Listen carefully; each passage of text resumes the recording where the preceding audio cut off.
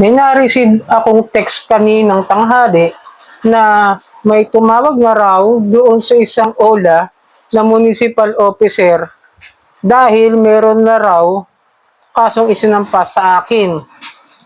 So, ang aga-aga, tanghaling tapat, no, kanina, nang aga-aga nakakabobo. Pero bago ang lahat, bago natin simulan ang tatalakayin natin ay maglalambing po muna ako sa inyo. Napaki-follow po ang aking mga social media account.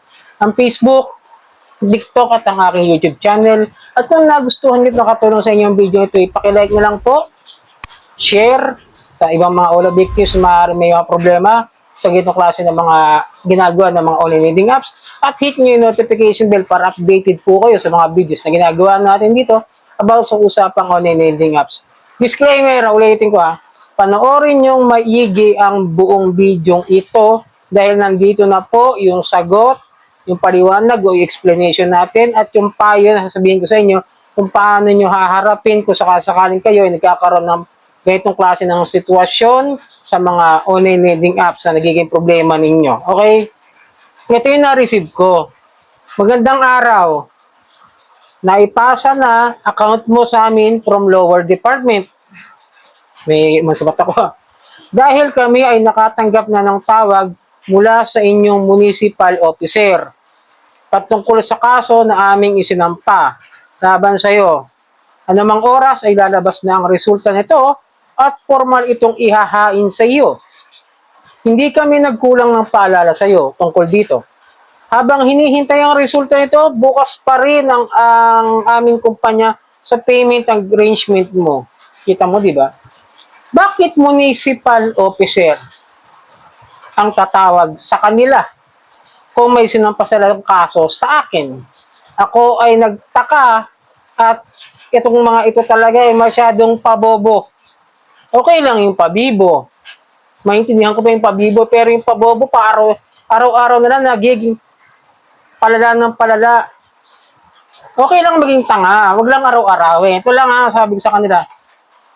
Pero ito paalala ko lang din yung mga ganitong harassments kung bakit pa ako nakakatanggap ngayon is based on my online known up review na channel. Yung isa. Kasi nga sumusubok tayo para mas maliwanagan kayo kung okay o hindi yung mga OLA na uutangan ninyo. May mga OLA kasi dyan na nasubukan ko na bigla-bigla nagpadala sa akin ng pera. Kumbaga parang under process pa o yung under review pa, on process pa as in talagang hindi ko pa alam kung magkano yung makukuha ko. May nakalagay o naka-indicate na 1,000 yung aking loan offer o yung loan amount o yung credit limit. But that actually hindi pinapakita yung repayment system o yung repayment details. Basta na lang may darating sa akin na halagang 500 o 600 na hindi pinapaliwanag sa akin kung bakit may ganoong klase ng amount na ibibigay sa akin nang hindi ko naiintindihan yung utang na ibinigay sa akin. Ibig sabihin auto-disbursement kasi may mangilan-ngilan dyan.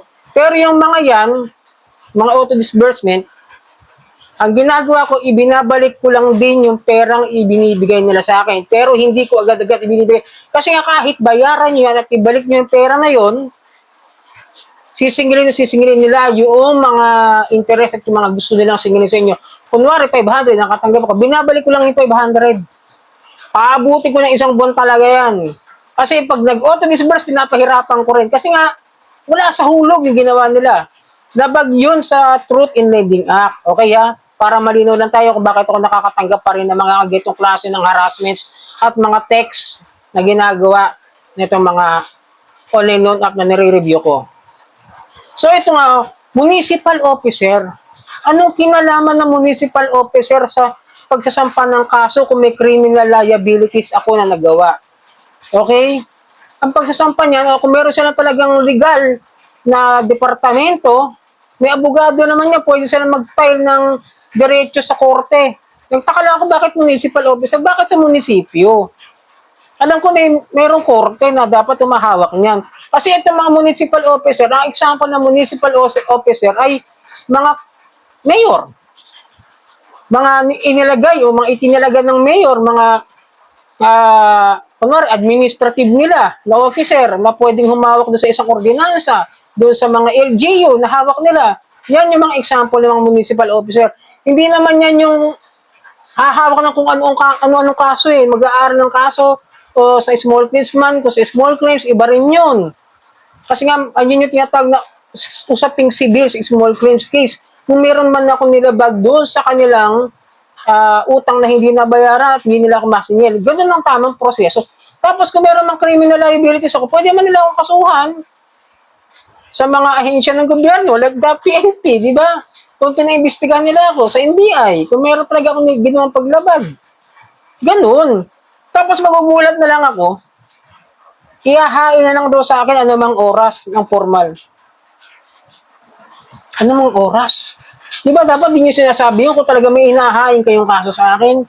Kasi bibiglayin dapat ako dyan eh.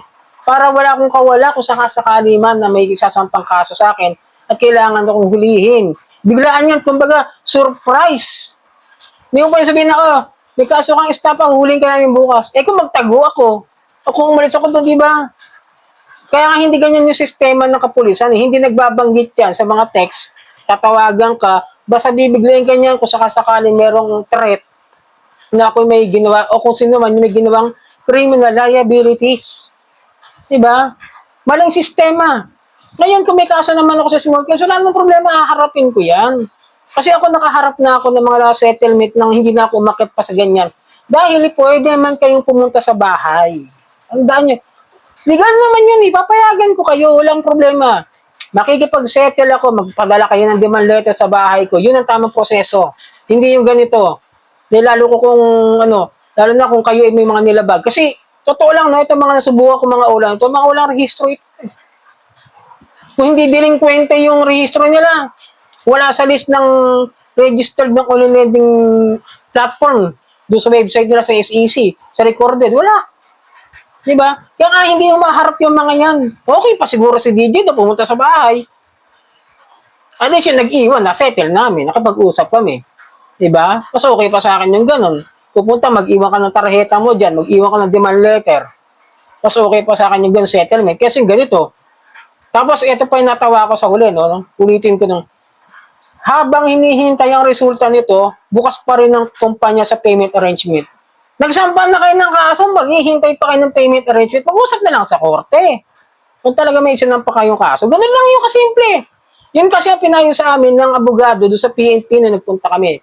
Much better makapag-usap sa korte dahil merong mediator, merong judge na magdedesisyon kung tama ba yung inyong ginagawa sa pagpapautang at sa paniningil. Doon pala magkakalaglagan na eh. Yung pala sa ginawa nyo na pag-disburse sa akin na hindi ko naiintindihan, pwede ko na isalungat yung pang-depensa na bigla nilang pindalan nila mandaan. Ano gagawin ko? Hindi mo nila piniliwan kung bakit meron ako 500 na utang tapos sisingilin ako sa loob ng 7 days 1,000. Gayong 1 month ang usapan sa ceiling of interest rate na 15%. Di ba? Ganun lang kasimple mga kadyani. Kaya sabi ko sa inyo, wag kayo nagpapadala sa tako sa mga ito. Kumakain na lang, ay ginagawa ko na ng tanghalian, hapunan at almusal yung mga ganitong klase ng mga pagte-text sa akin.